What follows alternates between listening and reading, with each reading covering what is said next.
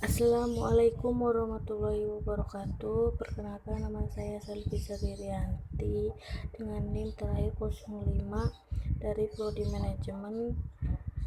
Di sini saya akan menjelaskan biografi tokoh Muhammadiyah yang bernama Din Syamsuddin. Muhammad Din Syamsuddin, nama aslinya adalah Muhammad Sirayuddin Syamsuddin, lebih populer dengan nama Muhammad Din Syamsuddin atau Din saja.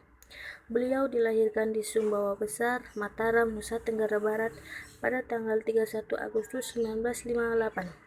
Masa kecil beliau tumbuh dan berkembang dalam lingkungan keluarga yang taat beragama dalam tradisi Nahdlatul Ulama. Ketika umurnya menginjak usia 4 tahun, ia mulai diajarkan Al-Quran oleh ayahnya. Selain itu, beliau juga sudah mulai diajarkan mengenai ibadah seperti sholat, puasa, dan lain-lain dalam usia dini. Jenjang pendidikan formal beliau dimulai sekolah dasar di kampungnya selesai tahun 1969. Di tahun yang sama, beliau melanjutkan pendidikan di Pondok Modern Gontor, Ponorogo, Jawa Timur hingga tahun 1975.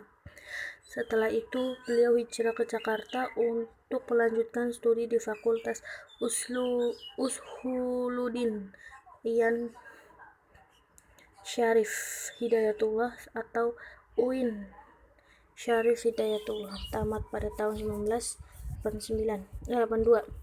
Kemudian mendapatkan beasiswa dari Fulbright untuk melanjutkan di studi University of California, Los Angeles, Amerika Serikat hingga meraih gelar doktor pada tahun 1991. Aktivitas sosial politik beliau diawali dengan aktif di Ikatan Pelajar Nahdlatul Ulama ketika masih nyantri di Gontor hingga hijrah ke Jakarta. Selanjutnya, beliau aktif di Ikatan Mahasiswa Muhammadiyah atau IMM dari tingkat komisariat hingga tingkat pusat. Beliau terus menekuni karir organisasinya di Muhammadiyah hingga ia terpilih menjadi pimpinan Pusat Pemuda Muhammadiyah periode 1989 hingga 1992. Pada Muktamar Muhammadiyah ke-43 tahun 2000 di Jakarta, beliau terpilih sebagai formatur dengan suara terbanyak kedua setelah Ahmad Syafi'i Ma'arif. Puncak karirnya di Muhammadiyah pada Muktamar ke-44 tahun 2005 di Malang. Beliau terpilih sebagai Ketua Umum PP Muhammadiyah untuk periode 2005 sampai 2010. Selain di Muhammadiyah, beliau juga pernah aktif di Golkar sebagai Ketua Departemen Litbang DPP Golkar pada tahun 1993 sampai 1998 dan Wakil Sekretaris Jenderal pada tahun 1998 sampai 1999, Wakil Dewan Penasehat IJMI Pusat pada tahun 1995 sampai 2000, anggota Dewan Riset Nasional, anggota Dewan Kehormatan PBI, dan Direktur Jenderal Pembinaan Penempatan Tenaga Kerja Departemen Tenaga Kerja RI pada tahun 1998 sampai 2000 di Majelis Ulama Indonesia atau MUI Pusat. Setelah sebelumnya menjabat sebagai sekretaris, sekarang dipercaya sebagai salah satu ketua. Pemikiran Muhammad Din Syamsuddin mengenai hubungan agama dan negara sebelum beliau mengajukan gagasannya mengenai gambaran ideal hubungan negara dengan agama. Beliau mengawalinya dengan mengeksplorasi bahwa dalam pemikiran politik Islam terdapat banyak paradigma tentang agama dan negara.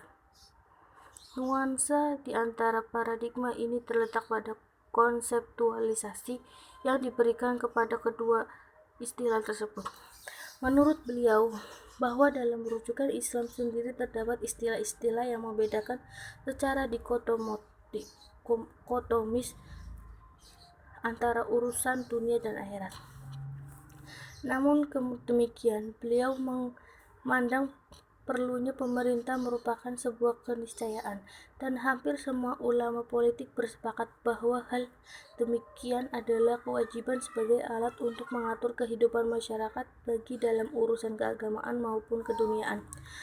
Perdebatannya hanyalah apakah kewajiban itu berdasarkan syariah yaitu bahwa syariah mewajibkan pembentukan pemerintahan ataukah berdasarkan akal pikiran, yakni bahwa eksistensi pemerintahan merupakan hukum alam dan konsekuensi logis dari berkelompok manusia. Kedua pendapat tersebut menurut beliau sama benarnya, karena menurut logika dan pertimbangan rasional umat manusia memerlukan institusi untuk mengatur kehidupan kolektif mereka, sehingga perlu ada yang memerintah dan yang diperintah.